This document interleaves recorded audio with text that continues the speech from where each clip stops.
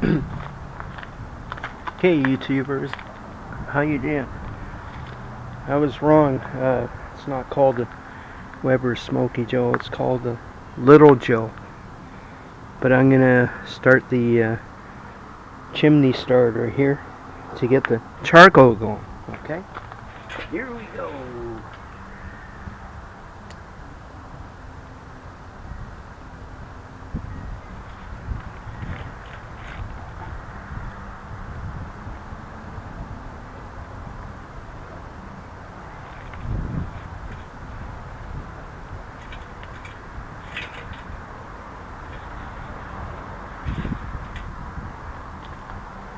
Here we go.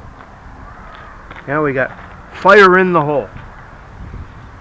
Reason why I put it on the cement block, I remember one time I put it on my on my asphalt driveway, and I had the chimney fire going, and it caught the driveway on fire.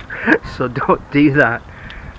Put it on concrete or something else, whatever you want to let it burn, but at least concrete doesn't burn. Okay? Ciao for now.